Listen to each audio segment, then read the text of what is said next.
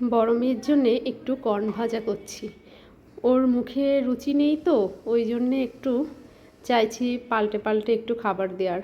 আগের দিন দিয়েছিলাম চিকেন স্যুপ, তো আজ আর চিকেন স্যুপটা খাবে না বললো, তার জন্য একটু কর্ন ভাজাই করে দিচ্ছি।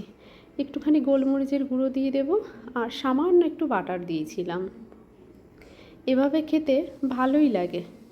ভাজা প্রায় হয়েই গেছে, এবার প্লেটটাতে বেড়ে নিই, দেখি যদি একটু খাই। আর ওর তো অ্যালার্জি, ওই জন্য অনেক কিছু খাবারই দেয়া বারণ, ওই জন্য একটু ভেবেচিন্তে দিতে হয় খাবার।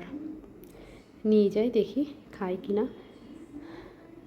স্কুলেও যায় না, অনেক পড়াশোনা জমে গেছে, তাই বসে বসে একটু লিখছে। একভাবে লিখতেও বারণ করছি যে একটু রেস্ট নিয়ে নিয়ে লেখ। খাবারটা দিয়ে এখানেই ভিডিওটা শেষ করি, আবার পরের ভিডিওতে তোমাদের সঙ্গে দেখা হবে। আর ততক্ষণ তোমরা সবাই ভালো থাকবে। ওয়েদারটা তো ভীষণ খারাপ যাচ্ছে, সবারই শরীর খারাপ হচ্ছে, কারোর জ্বর ঠান্ডা কাশি। ঠিক আছে, সবাই ভালো থেকো।